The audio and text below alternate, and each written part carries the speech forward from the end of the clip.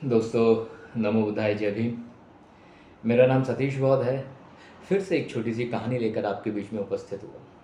अभी आज एक टॉपिक शुरू किया था मैंने। टॉपिक का नाम है कि भेड़िए को खून मत दिखाओ। इसी टॉपिक से संबंधित बात मैं आगे बढ़ाना चाहता हूँ।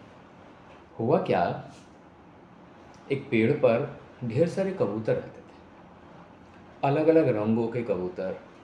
कुछ सफ़ेद थे, कुछ काले थे, कुछ काले सफ़ेद थे, और खूबसूरती उनके पंखों से अलग अलग ढंग से बयां हो रही थी।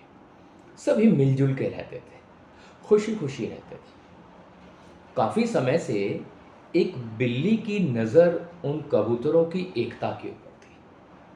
वो चाहती थी किसी तरह से उन कबूतरों को पकड़े और खाए, लेकिन चूंकि कबूतर एकजुट रहते थे, एक साथ रहते थे, एकता दिखाते थे, इस वजह से बिल्ली की हिम्मत नहीं होती थी उन कबूतरों के ऊपर हमला करने की। एक दिन बिल्ली ने युक्ति लगाई कि मुझे किसी न किसी तरह से इन कबूतरों को खाना ही है।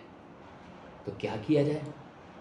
वो पेड़ के नीचे आके रोज बैठ जाती थी, मियाऊं मियाऊं करने लगती थी और ये बताने की कोशिश करती थी कि मैं तो अब बूढ़ी हो गई हूँ, बूढ़े हो जाने पर शरीर साथ नहीं देता, और अब तो मेरी पाचन क्रिया भी इतनी कमज़ोर हो गई है कि मैं कबूतरों को अगर खा भी लूँ तो उन्हें पचा नहीं सकती।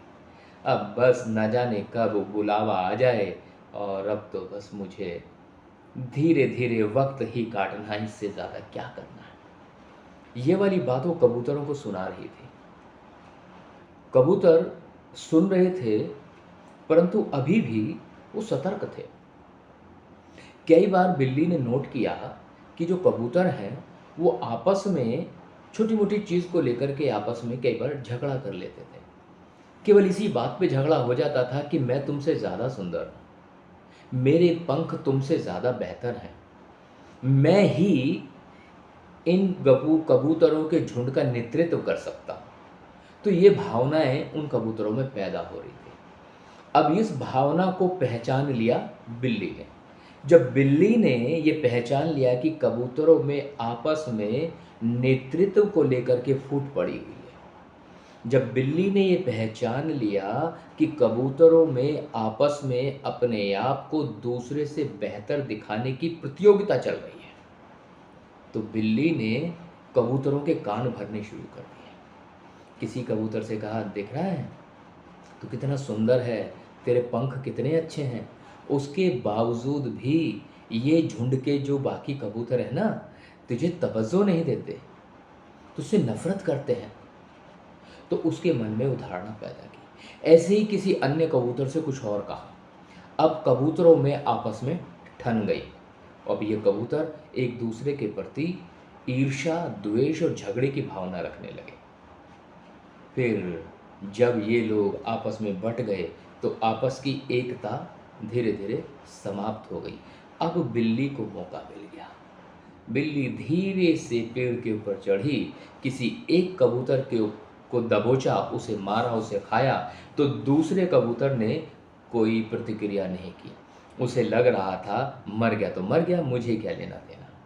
फिर इसी तरह से बिल्ली ने दूसरे कबूतर को मारा, तीसरे को मारा, चौथे को मारा, और एक दिन ऐसा आया कि धीरे धीरे सारे कबूतर बिल्ली ने मार दिए। ठीक इसी तरह से दोस्तों याद रखना, मान्यवर साहब काशीराम ने विभिन्न जातियों को जोड़ करके बहुजन समाज का निर्माण किया था। इन बिखरे हुए कबूतरों को एकजुट किया था। तेली, तमोली, खटीक, धीमर, चूड़े, चमार, अहिर, महार, लोहार, कहार, ये सारे कबूतर एक डाल के पंछी बन गए थे। सब एकजुट रहने लगे थे। लेकिन मुझे नेतृत्व करना है, मैं इस समाज का नेतृत्व करता हूँ, मैं इस जाति से ज़्यादा बेहतर हूँ, मैं तुमसे बेहतर हूँ, मैं उनसे भी बेहतर हूँ। इस भावना ने बहुजन समाज को तोड़ के रख दिया, और मनुवादी बिल्ली को पता चल गया कि जो बहुजन समाज के लोग हैं अब बट गए हैं। परिणाम ये हुआ, हम लोग सत्ता से बाहर चले गए। परिणाम ये हुआ, हम आपस में बट गए। परिणाम ये हुआ कि आज फिर से जातिगत दुर्भावना के चलते हुए जातिगत अत्याचार फिर से शुरू हो गए हैं। परिणाम ये हुआ कि भविष्य में सत्ता में आने की संभावनाएं भी कम हो गई है। तो मैं उम्मीद कर रहा हूँ मित्र, जो मैं आपको बताना चाहता था, जो संदेश देना चाहता था, वो संदेश आप तक ज़रूर पहुँचा होगा। और इन्हीं शब्दों के साथ मैं सतीश बौद्ध आप सभी से विदा लेता हूँ। फिर किसी और दिन किसी और मुद्दे के साथ आपके बीच में फिर से उपस्थित रहूँगा। तब तक के लिए जय भीम, जय पेरियार, नमो बुद्धाय।